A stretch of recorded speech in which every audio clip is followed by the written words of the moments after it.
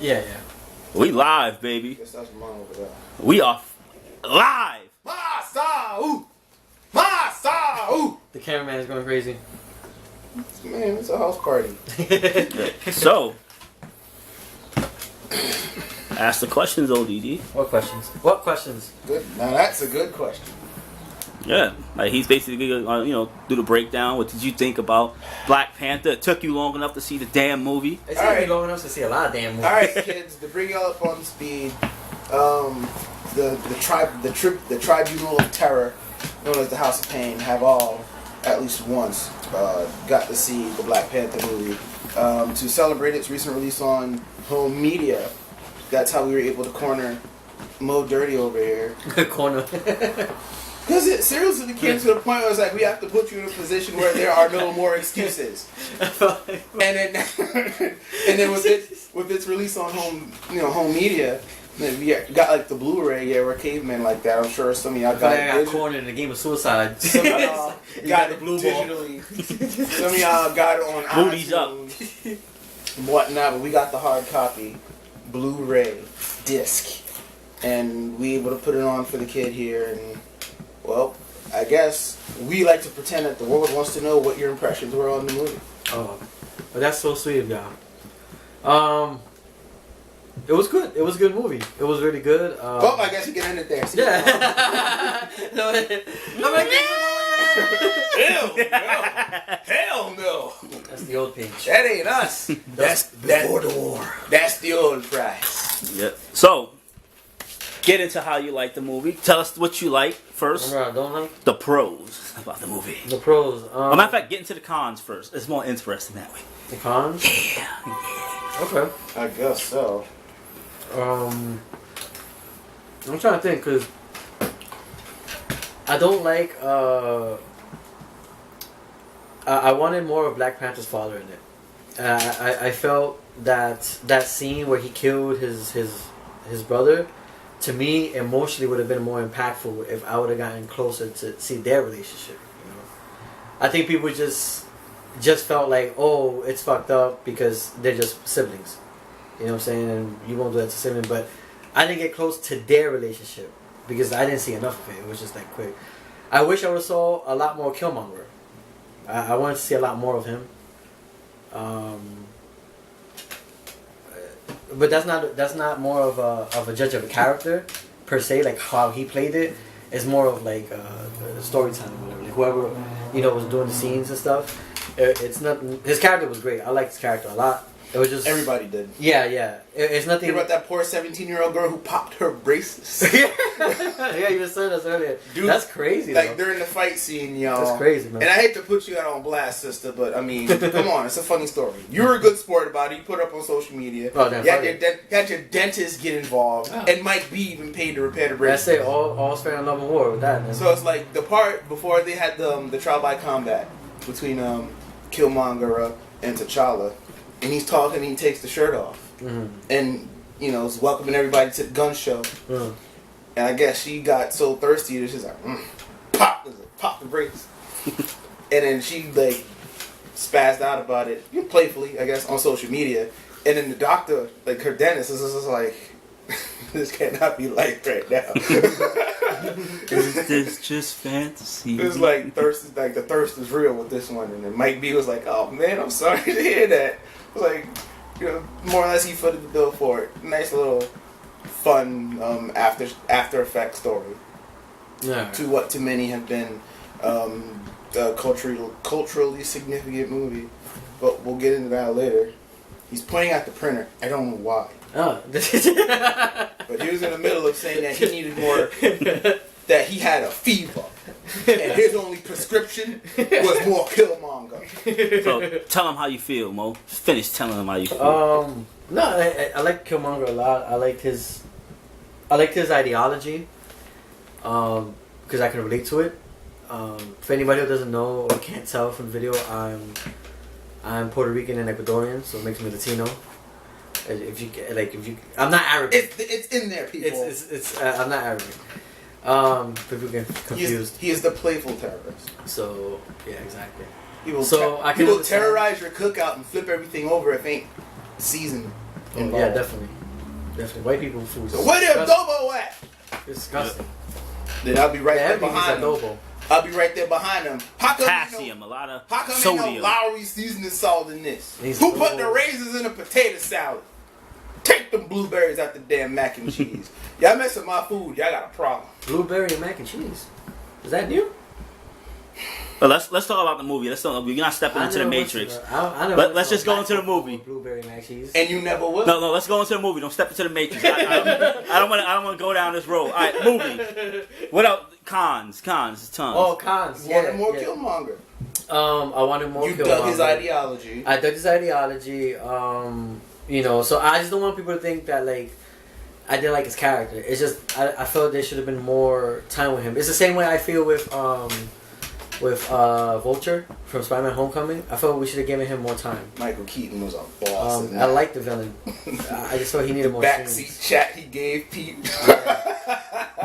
I can't wait to get at this some boy trying to date my daughter. And this, I don't know if this is more of a con or a criticism. Maybe I guess I don't know if that's that bad.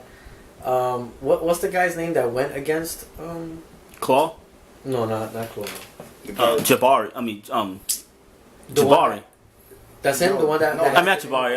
Jabari's a tribe. The one that had the relationship with McComb. We just Wakabi. Wakabi, yeah. Wakabi. Okay. Played by Daniel Kaluuya, or Yeah. the black dude from Get Out. He's Yeah. also in Black Mirror. And I felt it was kind of random that like or at least the way it was shot, where like he was fighting her, and then all of a sudden he just stopped. And because obviously it was because he saw his people dying or whatever, and he didn't want that to keep on going with the Wakandians and stuff like that. But I just felt logically, he should have thought that it was eventually gonna go down to that, and it should have never been a war. But that's just me thinking the way I think. I like to not even to pick at that, but like to just dissect that a little bit, just to play devil's advocate to a point, or maybe just trying to Figure it out a little bit. Yeah, we'll just do a little deep dive. That's what we'll call it. The Wakabi deep dive. Bring your flippers and your snorkels. So, Wakabi, he was a pretty interesting character to me. Dude started out, he had one thing. The one thing he wanted for Christmas more than anything was Claw's ass on a platter. Dead or alive. Didn't matter which one. When the team went out to South Korea to go and nab him, Wakabi was like, just don't forget my present. Just don't forget my present. And then T'Challa was like, Playboy, I got you. Don't worry about it. You gonna get yours. They come back, they bring the wrong white dude. They bring Ross. We just call him Bilbo. Lots of Hobbit jokes was flung when we were watching the movie together as a team. So yeah, they brought back Bilbo, and Wakabi is like, you get it? That ain't Claw. What Claw? And T'Challa had to give him to see what had happened was, and then Wakabi was just, he gave him that look. Right. That's true. It with that stern silence too. I don't know. Maybe I just felt And like T'Challa was like, incidental, man. I think there was like something missing, and you know what was missing? That scene. The scene from the deleted scene? Yeah. Because throughout all of that, he was also in a relationship Yeah. with Okoye.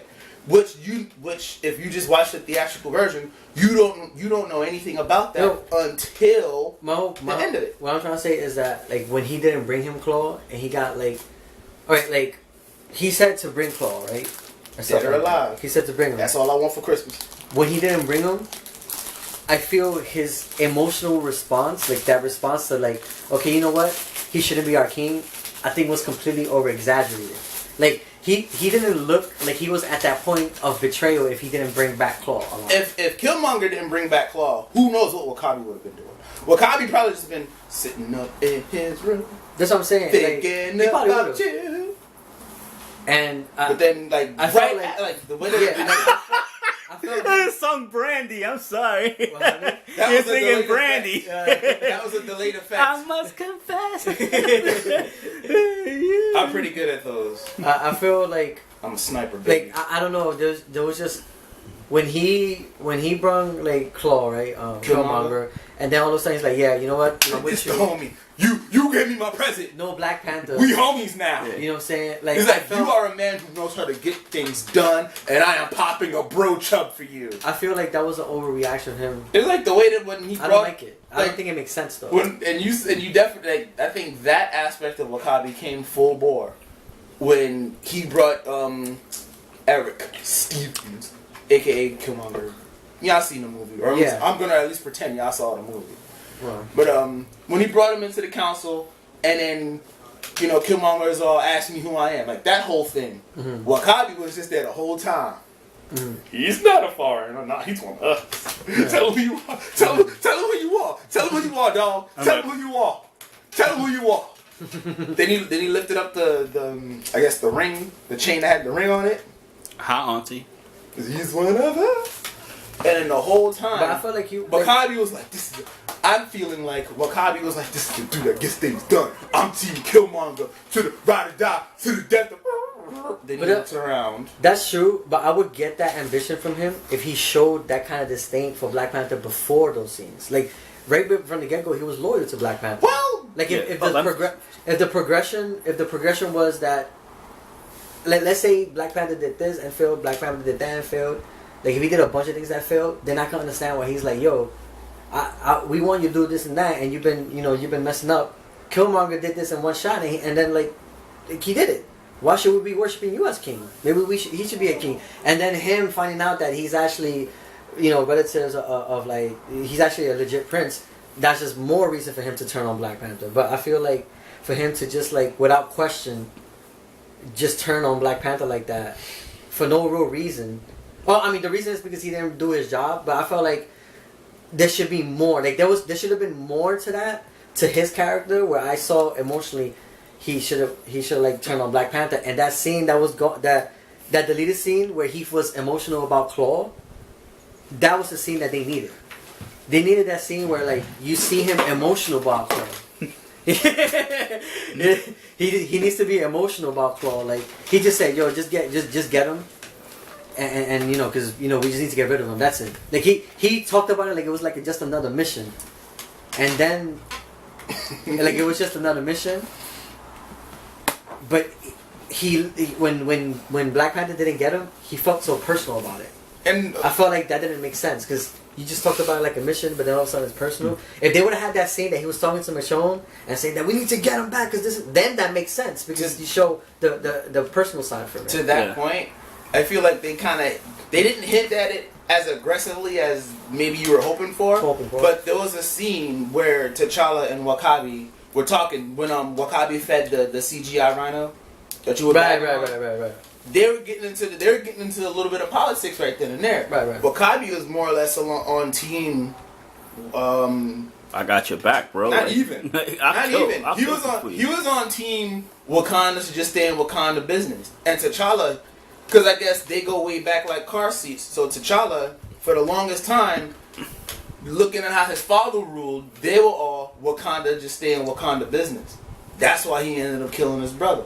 Because Wakanda should stay in Wakanda business. But you talking about the guy who eventually betrayed Black Panther. I know, but I'm getting to. But this is the thing that I'm getting to. Mm-hmm. It's more of a political thing. Wakabi showed that his political lenience, his political alliances, were towards keeping Wakanda. Like keeping Wakandan people in Wakandan business. Yeah. And T'Challa, at that point, he had the throughout the movie, he was torn between ruling like his father did and ruling towards what he was seeing the world becoming. T'Challa, for the longest time, did not want Wakanda to just keep to themselves. That's that was kind of fleshed out in Civil War. Mm-hmm. Like he went out there and he did all of that stuff. He comes back. Getting high fives and handshakes from the colonizers out in the United States. Playing pow pow bang bang shoot 'em up with his cowboy. Yeah, playing pow pow bang bang shoot 'em up with his cowboy buddies in the United States, aka the Avengers. He comes back to Wakanda and they're just all like, "We trying to keep our ish on the low, bruh." And then Wakabi kind of had that sense about him. That was kind of the thing that he was talking about when he was feeding the rhino. But he was more like.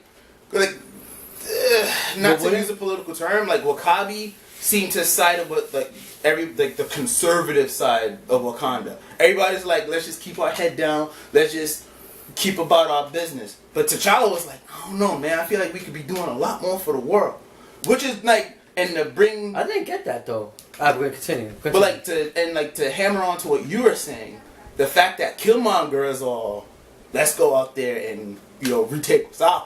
Mm-hmm. I guess kind of like I guess to a point you could say Killmonger was looking to expand Wakanda's reach. That's and what I guess for whatever reason, Wakabi was quick to co-sign on that. Yeah, I guess when he was like saying that he don't want that. Oh. Yeah.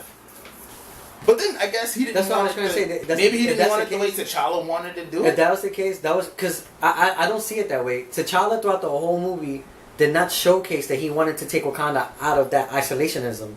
He looked like he just went. Remember that line when he told him when he said, what happens to your people? He was like, I'm not king of our people. I'm just king of Wakanda. Because that's before he realized his daddy fucked up. Yeah. By killing his uncle. No, that's what I'm saying. But that's like towards like that's towards like the middle to the end of the movie. Before that, Black Panther didn't care about the outside world if it didn't deal with Wakanda. You know what I'm saying? Like if Wakanda just Wakanda and that's it. That was his world. Now, if that was true, he wouldn't have been involved in the Civil War. But that's how he was acting throughout this whole movie, though. This whole movie, he didn't care about Wakanda. The reason why he bought the embassy, he bought the building and the embassy is because of what Killmonger did to him.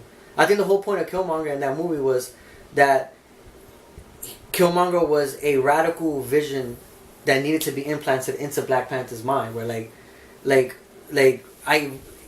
he was wrong in the way he went about ruling, but his ideas were right. It's just the way in terms of like outreach and outreaching and recognition, exactly, showing everybody that we here. Like he was right, but just the way about it, he went wrong. And now Black Panther is gonna make that vision right. Like, and then the other, and that's a theme throughout the whole movie because Lupi Thao, she said the same thing in the beginning to him, saying we should help more people out there because they need our help, whatever, And I keep forgetting his name, Kaluta, get out. Yeah. Wakabi.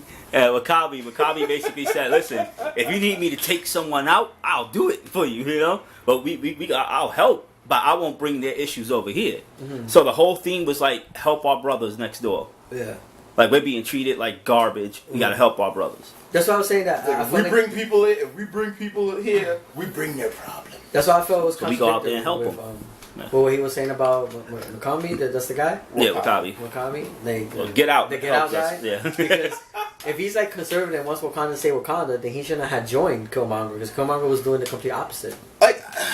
He's a pretty fickle character in a sense that he was willing, if we bring people in, if we bring people like non-Wakandans in, then we bring their problems with them. Right. He was pretty okay with bringing Killmonger's problems. Yeah. Because he delivered the birthday present. That and he is technically of Wakandan descent. Yep. But then and birthday present. We Wakanda's in Africa. Africa's the birthplace of civilization. By transit property, we are all of Wakandan descent. Exactly. Killmonger said so. The more you know. Yeah. So guys, we're gonna take a quick break real quick. All right. So yeah.